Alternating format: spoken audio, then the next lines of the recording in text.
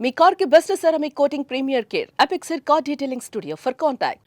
నాకు ఈ కర్తవ్యాన్ని అప్పజెప్పినప్పుడు గౌరవ ముఖ్యమంత్రి గారు నాతో మాట్లాడుతూ ఒక మాట అన్నారు. నైతికత అన్నది కుటుంబంలో ప్రారంభం కావాలి.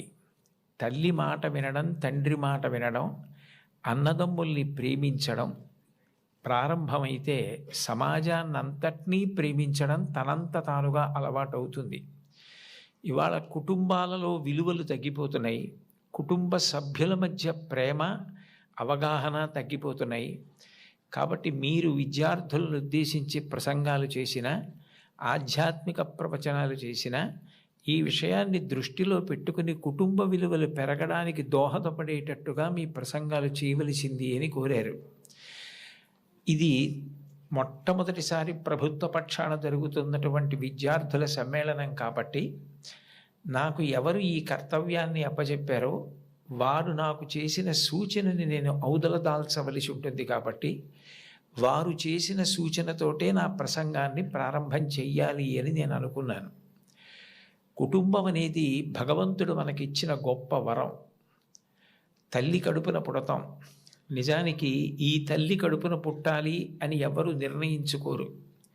అమ్మ కడుపులో కటిక చీకట్లో తల కిందకి కాళ్ళు పైకి పెట్టి 9 నెలలు పెరిగిన తరువాత తాను విసర్జించిన మలమూత్రములలో ఉంచి పుట్టినటువంటి క్రిమికీటకములే కోమలమైన తన శరీరాన్ని కొరుకుతుంటే బాధపడలేక చిట్ట చివరికి ప్రసవమై తల్లి కడుపులోంచి బయటికి వచ్చినటువంటి శిశువు ఒక్కసారి 6 అడుగుల ఎత్తు ఉన్నటువంటి పెద్ద పెద్ద ఆకారాలు, దీపాలు, కాంతి, దానికి తోడు మాటలు ఇవన్నీ వినపడి శరీరావయవములు పనిచేయడం ఆగిపోయి మూత్రపిండాలు, గుండె మొదలైనటువంటివి కూడా ఆగిపోయే పరిస్థితి ఏర్పడితే అప్పుడు అమ్మ తొలి దైవమై ఆమె యొక్క స్థలము నుండి కోలోస్ట్రమ్ అనబడేటటువంటి పసుపు పచ్చటి ఎరుపు రంగులో ఉన్న ముద్ద, ఒక ద్రవం విడుదలవుతుంది. అది భగవంతుడు పెట్టినటువంటి ఒక గొప్ప వ్యవస్థ. ఏమీ తెలియనటువంటి పసిపిల్లవాడు అంత భయానక స్థితిలో అటువంటి ఆకారాలు, వెలుతురు చూసి భీతిల్లిపోతే లోపల ఉన్నటువంటి మలం గడ్డ కట్టేసి నల్లగా అయిపోయి, బ్లాక్ స్టూల్ అంటారట దాన్ని, నల్లగా అయిపోయి ఆ మలాన్ని విసర్జించడం చేతకాక హృదయ స్పందన కూడా ఆగిపోయే స్థితి ఏర్పడితే అప్పుడు పిల్లవాడికి గొప్ప స్వాంతన కలిగి కే మొదలైనటువంటి విటమిన్లతో కూడుకుని మళ్ళీ లోపల ఉన్న ప్రధానమైన అవయవాలన్నీ పనిచేసి గడ్డ కట్టినటువంటి మలం బయటికి వెళ్ళిపోయేటట్టుగా చేయగలిగిన శక్తి కలిగిన కోలోస్ట్రమ్ అమ్మ యొక్క స్థనం నుంచి విడుదలవుతోంది. ఈ మాటలు నేను చెప్పట్లేదు. చాలా ప్రఖ్యాతమైనటువంటి ఒక గైనకాలజిస్ట్, ఒక డాక్టర్ గారు, రామాంజనేయులు గారని, వారు ఒక పుస్తకం రాశారు. ఆ పుస్తకం ఇంగ్లీష్లో ఉంది, మాతృదేవో భవ అని. ఆ పుస్తకంలో ఆయన వైద్యశాస్త్రాన్ని స్త్రీకి అన్వయం చేసి అసలు స్త్రీ అన్న ప్రాణి లేకపోతే ఈ సృష్టి లేదు, ఒకవేళ సృష్టి జరిగినా నిలబడే అవకాశం లేదు. తండ్రి కోట్లకు పడగలెత్తినవాడు కావచ్చు, గొప్ప అధికారి కావచ్చు, కానీ పుట్టినటువంటి పసిబిడ్డ ఆకలితో ఏడుస్తుంటే ఆ పసిబిడ్డకి పాలు పట్టగలిగినటువంటి శక్తి అమ్మకు ఒక్కదానికే ఉంటుంది. నేను ఈ బిడ్డని రక్షించుకోవాలి అన్న తాపత్రయం, ఆ తిరుగులేని ప్రేమ అమ్మకి మాత్రమే ఉంటుంది. అది కేవలం మనిషిలో కాదు. మీరు ఏ ప్రాణిని తీసుకోండి, కోడి గ్రద్దని చూస్తే హడిలిపోతుంది.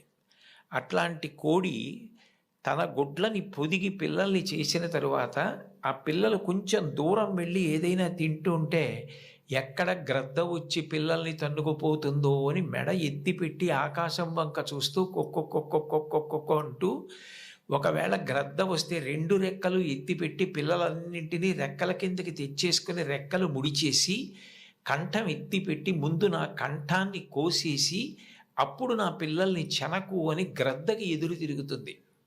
ఒక కోడికి ఎవరు నేర్పారు తన పిల్లల్ని కాపాడుకోమని? స్త్రీ ప్రాణి. కోడి పుంజుకు లేదు ఈ లక్షణం, కోడి పెట్టకుంది ఈ లక్షణం, ఆడ కుక్కకుంది ఈ లక్షణం. ఆడ పందికుంది ఈ లక్షణం. స్త్రీ ప్రాణి ఎక్కడ ఉన్న లోకంలో బిడ్డల్ని కడుపులో పెంచుకోవడం, కడుపుని గర్భాలయం చేయడం, కన్న బిడ్డలకి పాలిచ్చి పెంచి పెద్ద చేయడం, అంత అవ్యాజానురాగంతో స్త్రీ చేసేటటువంటి త్యాగం లేకపోతే ఈ సమాజం లేదు. భగవంతుడి మీద తప్ప అన్యం మీద స్తోత్రం చెయ్యని శంకరాచార్యుల వారు తండ్రి మీద కూడా చెప్పల, అమ్మ మీద మాత్రం 5 శ్లోకాలు చెప్పారు. 5 శ్లోకాల్లో ఒక శ్లోకంలో అంటారు, ఆస్తాం తావదీయం ప్రసూతి సమయే దుర్వార శూలవ్యధ నైరుచ్యం తనుశోషణం మలమయీ శయ్యాచ సంవత్సరి ఏకస్యాపి నగర్భభారణ భరక్లేశస్య యస్య క్షమః దాతుం నిష్కృతి ఉన్నతోపి తనయత్తస్యై జనన్యై నమః అంటారు.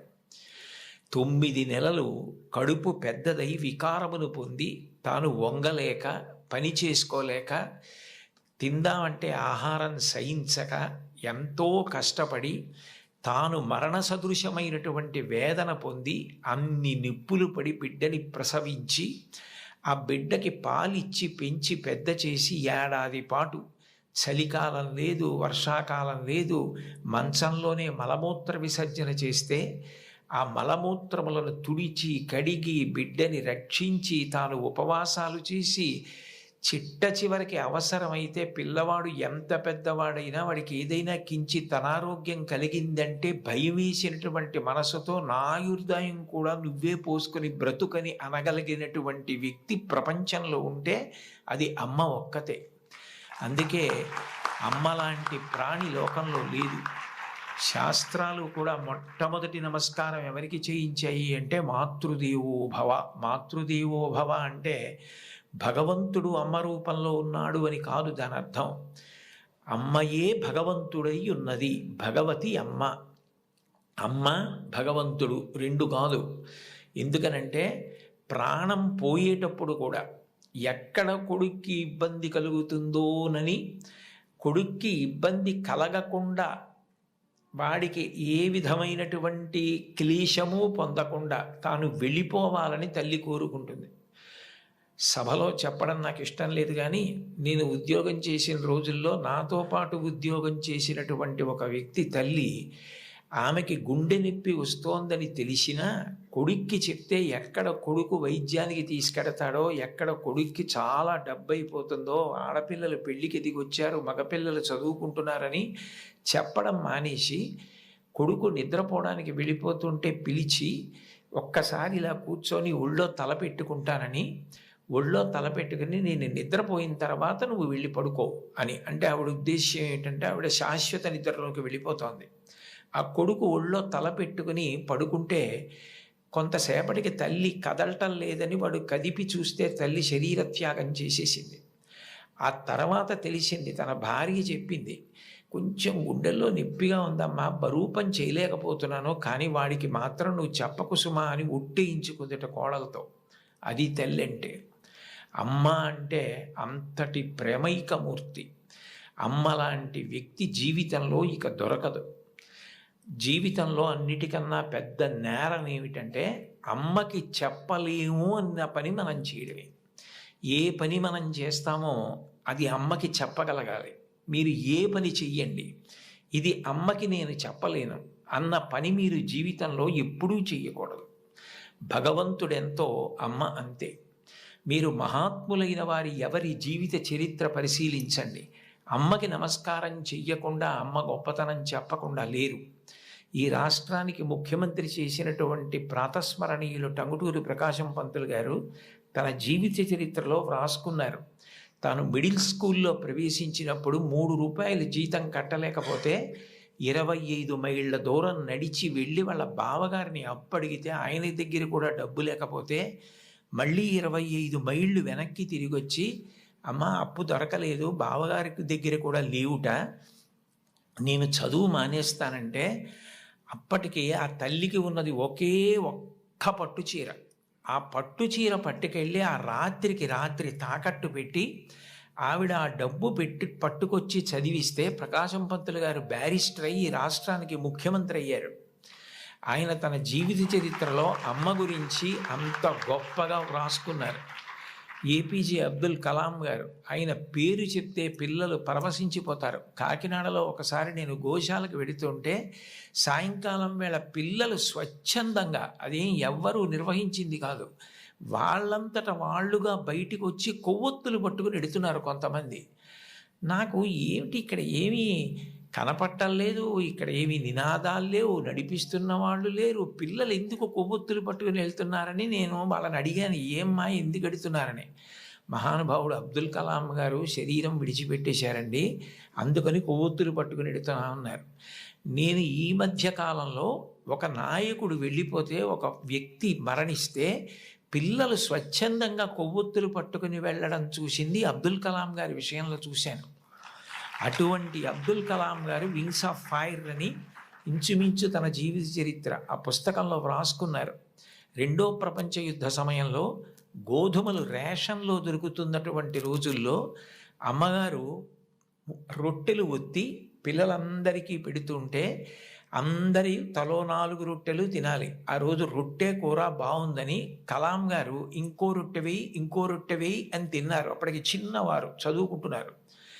ఇంకో రొట్టె వెయ్యని తినేస్తే అన్నగారు వచ్చి, నువ్వు రొట్టెలు ఎక్కువ తినేశావు, 2వ ప్రపంచ యుద్ధం జరుగుతోంది, రేషను గోధుమలు దొరకట్లేదు, అమ్మకి రొట్టెలు లేవు, నీకు పెట్టేసింది, అలా తినచ్చా అన్నారు. అమ్మకి తినవలసిన రొట్లు తాను తినేశానన్న న్యూనతాభావంతో కలాం గారు వలవలా ఏడుస్తుంటే తల్లిగారు వచ్చి గట్టిగా కౌగిలించుకొని, నాన్న నువ్వు తింటే నేను తిన్నట్టేరా, నాకు చాలా సంతోషంగా ఉంది అంది మా అమ్మ. అమ్మ ఒకరోజు వస్తుంది, ఆ రోజు ఈ కలాం ఈ శరీరాన్ని విడిచిపెట్టి నీకు నమస్కారం చేయడానికి వస్తాడు. On the day of the final judgement అని రాసుకున్నారు ఆయన. ఆ రోజు నువ్వు ఏ అన్నం కూడా తినడం మానేసి పెట్టి నన్ను పెంచి పెద్ద చేశావో, ఈ శరీరంతో ఈ మేధస్సుతో నేను దేశ సేవ చేసి కృతార్థుడనై ఆ అమ్మ కన్నా కొడుకు అని నీకు కీర్తి తెచ్చి వచ్చి నీ పాదములకు నమస్కరిస్తానని రాసుకున్నారు.